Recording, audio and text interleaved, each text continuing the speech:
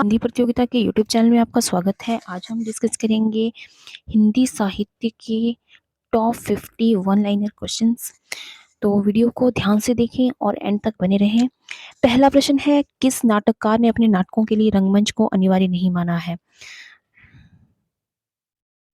तो जयशंकर प्रसाद ने जो है अपने नाटकों के लिए रंगमंच को अनिवार्य नहीं माना है। अगला प्रश्न है, किस पुस्तक का 15 भारतीय भाषाओं और 40 विदेशी भाषाओं में अनुवाद किया जा चुका है? तो पंचतंत्र का अनुवाद जो है 15 भारतीय भाषाओं में और 40 विदेशी भाषाओं में किया जा चुका है। अगला प्रश्न है, किस भाषा को द्रविड़ परिवार की सभी भाषाओं की जननी कहा जाता है? तो तमिल भाषा को जो है द्रविड़ परिवार की सभी भाषाओं की जननी कहा जाता है। अगला प्रश्न है, किस भाषा को भारतीय आर्य भाषाओं की जननी, भारतीय आर्य संस्कृति का आधार, देव भाषा आदि नामों से जाना जाता है? तो संस्कृत को जो है आर्य भाषाओं की जननी और आर्य संस्कृति का आधार, देव भाषा आदि नामों से भी जाना जाता है। अगला प्रश्न है, किस युग को चालकोलिथिक एज कहा जाता है? तो चालकोलिथिक एज जो है वो ताम्रपाषाण युग को कहा जाता है। अगला प्रश्न है, किस रचना की सर्वाधिक टीकाएं लिखी गई? तो सर्वाधिक टीकाएं जो है बिहारी सतसई की लिखी गई थी। अगला प्रश्न है, कूटज के रचनाकार कौन है? तो कूटज के रचयिता हैं हजारी प्रसाद द्विवेदी। अगला प्रश्न है, केरल राज्य की राजकीय भाषा क्या है? तो केरल राज्य की राजकीय भाषा है मलयालम। अगला प्रश्न है, कौन सी भाषा ऑस्ट्रिक समूह से संबंधित है? तो ऑस्ट्रिक समूह से संबंधित भाषा है खासी। अगला प्रश्न है, खड़ी बोली के सर्वप्रथम लोकप्रिय कवि कौन माने जाते हैं? तो खड़ी बोली के सर्वप्रथम लोकप्रिय कवि माने जाते हैं अयोध्या सिंह उपाध्याय हरिऔध। अगला प्रश्न है, खड़ी बोली का अरबी फारसीमय रूप क्या है? तो खड़ी बोली का अरबी फारसीमय रूप है उर्दू भाषा। अगला प्रश्न, गंगा छवि वर्णन के रचनाकार कौन है? तो गंगा छवि वर्णन के रचनाकार है भारतेंदु हरिश्चंद्र। अगला प्रश्न, गागर में सागर भरने का कार्य किस कवि ने किया है? तो गागर में सागर भरने का कार्य जो है वो बिहारी ने किया है। अगला प्रश्न, गाथा या गाहा कहने से किस लोक प्रचलित काव्य भाषा का बोध होता है? तो गाथा कहने से जो है प्राकृतिक लोक प्रचलित काव्य भाषा का बोध होता है। अगला प्रश्न, गुप्त वंश का संस्थापक कौन था? तो गुप्त वंश का संस्थापक था श्रीगुप्त। अगला प्रश्न है, गोदान किसकी कृति है? तो गोदान प्रेमचंद की कृति है। अगला प्रश्न, गौतम बुद्ध ने अपने उपदेश सबसे अधिक किस स्थान पर दिए? तो गौतम बुद्ध ने सबसे अधिक अपने उपदेश दिए हैं श्रावस्ती में। अगला प्रश्न है, घनिष्ठ की शुद्ध उत्तरावस्था क्या है? तो घनिष्ठ की शुद्ध उत्तरावस्था है घनिष्ठतर। अगला प्रश्न, चंद्रवरदाई किसके दरबारी कवि थे? तो चंद्रवरदाई जो है पृथ्वीराज चौहान के दरबारी कवि थे। अगला प्रश्न, चंदन विश्वव्याप्त नहीं लिपटे रहत भुजंग, इस प्रस्तुति की पंक्ति के रचयिता कौन है? तो ये पंक्तियां रहीम के द्वारा लिखी गई हैं। आगे है, चरणदास चोर किसकी नाट्यकृति है? तो चरणदास चोर जो है वो हबीब तनवीर की नाट्यकृति है। आगे है, चांद का मुंह टेढ़ा है कि रचयिता कौन है? तो चांद का मुंह टेढ़ा है कि रचयिता है गजानन माधव मुक्तिबोध। अगला प्रश्न, चारों शब्द की शुद्ध भावात्मक संख्या क्या है? तो चारों शब्द की शुद्ध भावात्मक संज्ञा है चारुता। नेक्स्ट है, चिंतामणि की रचयिता कौन है? चिंतामणि के रचयिता है रामचंद्र गुप्त।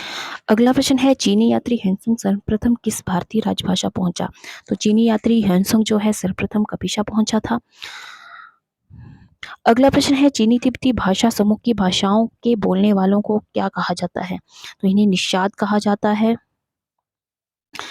आगे है, छायावाद के प्रवर्तक का क्या नाम है? तो छायावाद के प्रवर्तक है जयशंकर प्रसाद। जन्मजय का नागयज्ञ किसकी कृति है? तो जन्मजय का नागयज्ञ जो है वो प्रसाद जी की कृति है। देवनागरी लिपि को राष्ट्रभाषा के रूप में कब स्वीकार किया गया? तो देवनागरी लिपि को राष्ट्रीय भाषा के रूप में 14 सितंबर 1949 में स्वीकार किया गया। जाकी रही भावना जैसी प्रभु मूरत देखी तिन जैसी, इन पंक्तियों के रचयिता कौन है? तो इन पंक्तियों के रचयिता है तुलसीदास।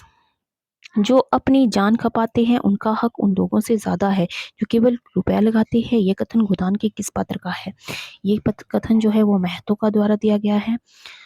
अगला प्रश्न है, जो जिन शासन भाषियो सोमय कहियो सारो, जो पालई सही भाव करी सोतरी बावई, पारो, इस दोहे के रचनाकार का क्या नाम है? तो ये दोहा जो है वो देवसेन के द्वारा लिखा गया है।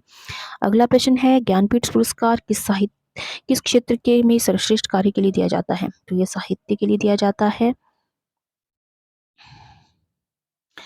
ज्ञान मार्गी शाखा के कवियों को किस नाम से पुकारा जाता है? तो ज्ञान मार्गी शाखा के कवियों को संत कवि के नाम से पुकारा जाता है। झरना काव्य संग्रह के रचयिता कौन है? तो झरना काव्य संग्रह के रचयिता है जयशंकर प्रसाद। डोगरी भाषा मुख्य रूप से कहाँ बोली जाती है? तो डोगरी भाषा जो है वो जम्मू कश्मीर में बोली जाती है। ढाई अक्षर प्रेम के पढ़े सो पंडित होए, ये पंक्ति किस रचयिता की है? तो ये कबीरदास की पंक्ति है।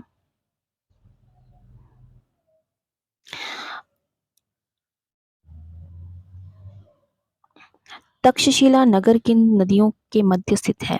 तो तक्षशिला नगर जो है वो सिंधु व झेलम के मध्य स्थित है। तरनी तनुजा तटतमाल तरुवर बहुछाए, इस पंक्ति के रचयिता कौन है? तो ये पंक्ति भारतेंदु हरिश्चंद्र की है।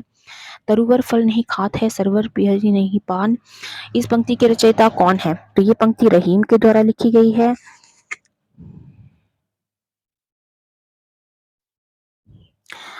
तितली किसकी रचना है? तितली जयशंकर प्रसाद की रचना है। आगे है, तुलसीदास का वह ग्रंथ कौन सा है जिसमें ज्योतिष का वर्णन किया गया है?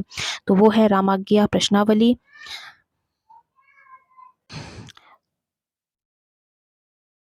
तोड़ती पत्थर कविता के कवि कौन है? तोड़ती पत्थर कविता के कवि है सूर्यकांत त्रिपाठी निराला।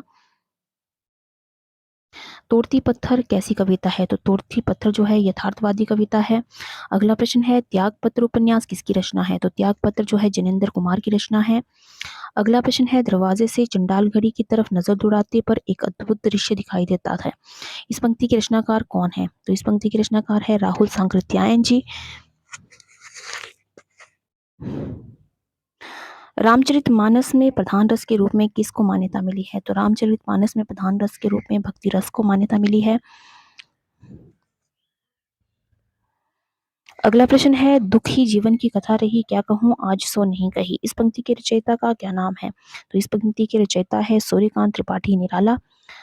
आगे है, दुरित दुख दैन्य न थे सब ज्ञात, जब ज्ञात अपरिचित जरा मरण भ्रूपात, इस पंक्ति के रचनाकार कौन है?